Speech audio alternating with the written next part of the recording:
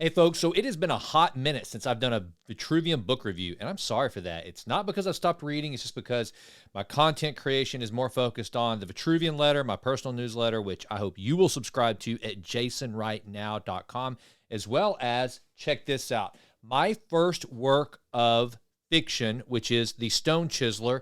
This was inspired by Viktor Frankl's Man's Search for Meaning.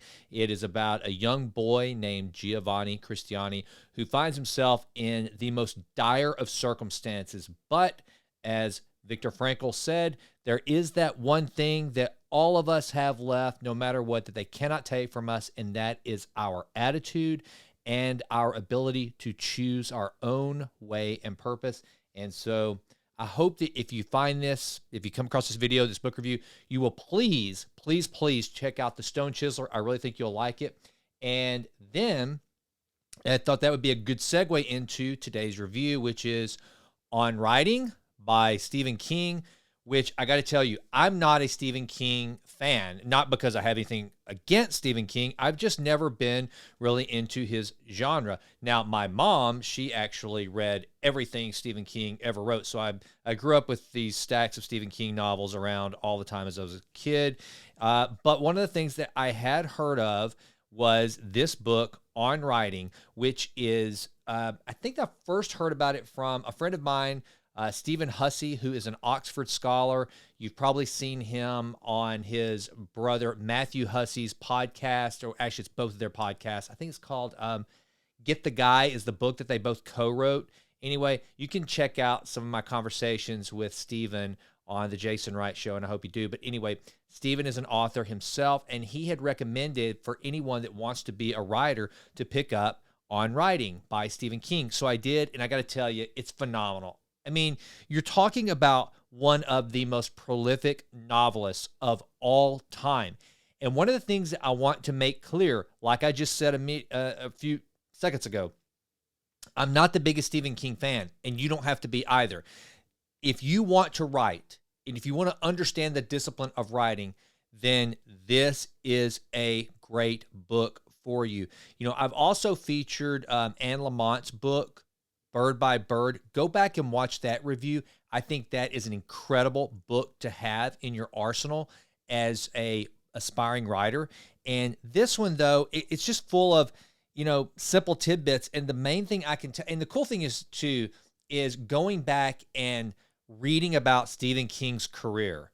I had no idea, to be honest with you, that Carrie was his very first big novel. Not his first writing. I can't remember what the first book was, but Carrie was the first book that he sold for a sizable amount of money, 400 grand. And then also one of the things I really respected, and I think that every aspiring author can relate to, is the fact that Stephen King went through those moments of no money, no one really, you know, being into his stuff.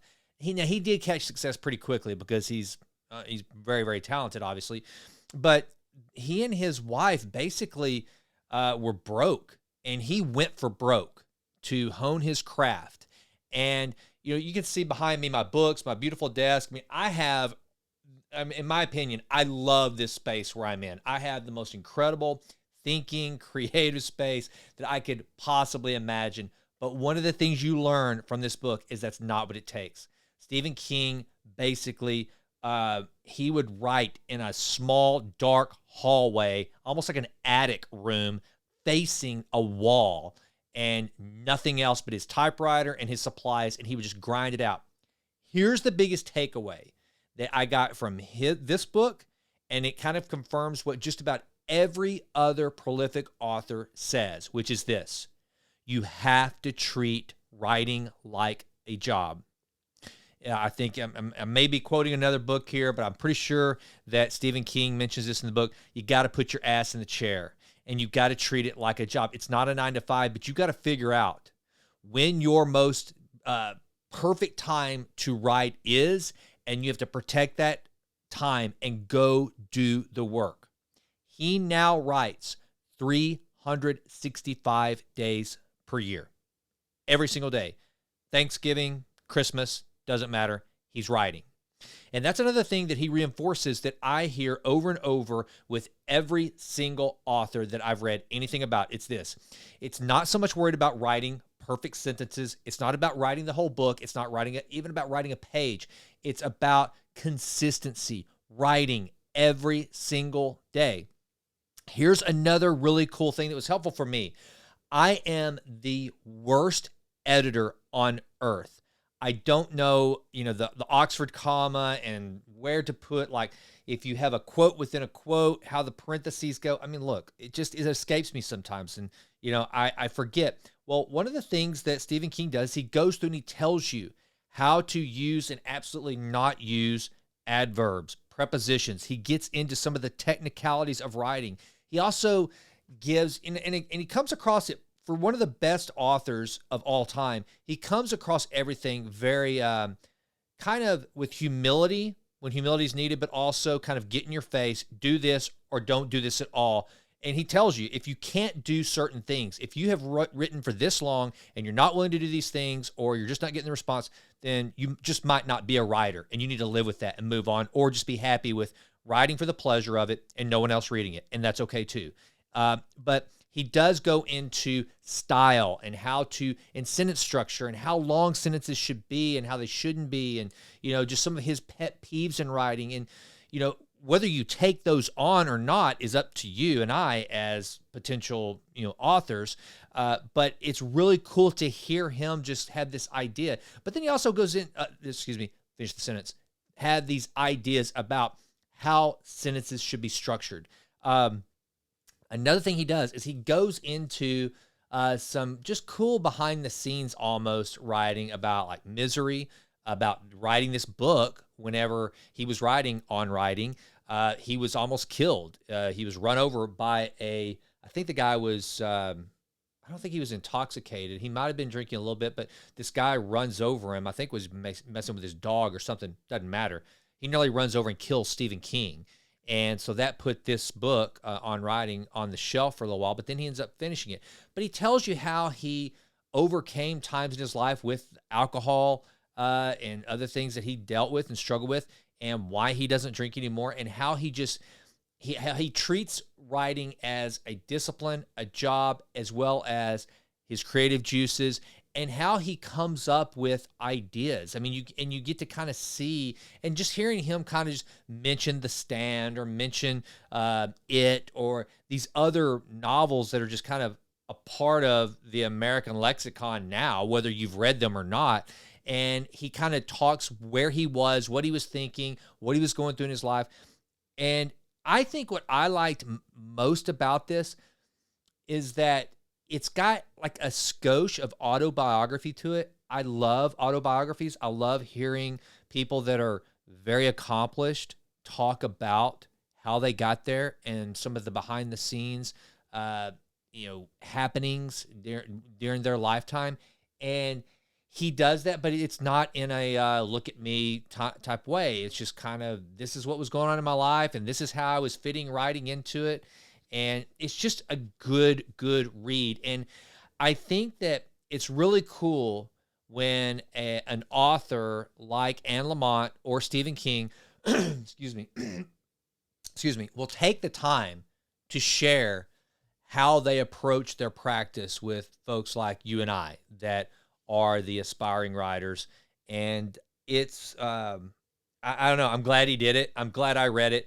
And I will from now on recommend anyone who wants to be an author, to do any form of writing. I actually am gifting a copy of this to my daughter, who is a creative writing major at the University of Colorado. She wants to be a writer. She's taking it obviously a little more seriously than I did, since it's actually her field of study.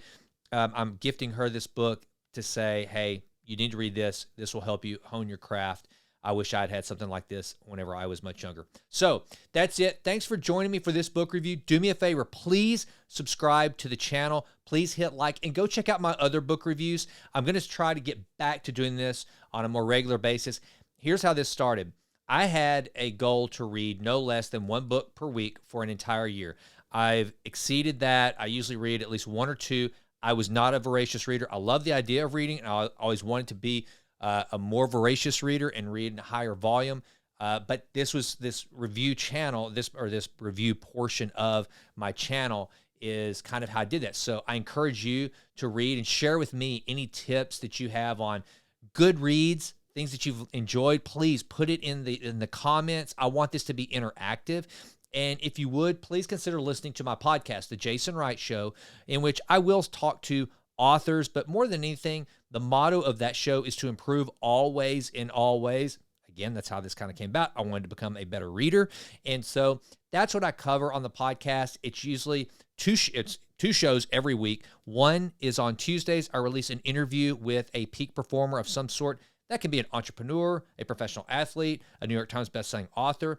It might just be a buddy of mine that's done something really cool that I want to share with the audience. And then on Fridays, I do a more relaxed, kind of fun, just kind of freestyle episode called The Best Friday Ever, where I talk about things that that have interested me, maybe some sort of a current event that I pop out and want to do a little bit of analysis on, or it might just be a word of encouragement on Fridays. Those are just kind of fun free-for-alls. And then again, as I mentioned, whenever I first started this off, my Vitruvian letter, that is kind of where I encapsulate in writing every week those things I'm doing to improve always in all ways. I have a recommend section. I'll usually post something about some new nutritional habit that I've started. It might be exercise. It might be a great book that I've read where I do a little quick review of that. So it's just, I try to keep it pithy, but also very meaningful with some good meat to it. And it comes into your inbox once a week. That's it. No spam. Just here's the things that I'm looking at and pointing to also other creators who I think are doing good things. I love to support my fellow creators. So if you are someone who is trying to become an author, if you want to start a podcast, if you're doing something and it lines up with kind of something that I actually know about or I can help you with, use me as a resource. I want to encourage others to create. I think that one of the best things we can do is what I call go out and build your birdhouse. And this comes from a story that I heard where someone suggested that we should all go out and build a birdhouse of some sort where we know, because if we build a birdhouse, we're going to know that whether it sucks or not. But you go through the process of building something that may or may not be good, and you don't have to worry about, some professor saying, oh, yes, this is really good just because it lines up with their ideology or stuff they like. No, you will objectively know in your heart of hearts whether your birdhouse sucks or not. And so if you're a creator, then I encourage you to create something. My podcast, this channel, these are my birdhouses that I'm creating every single day to try to get better at my craft and get better at creativity. And I want to support other creators to do the same thing. So with that, thanks for checking out the channel. Leave some comments and listen to The Jason Wright Show. And that's it. I'm out. Take care.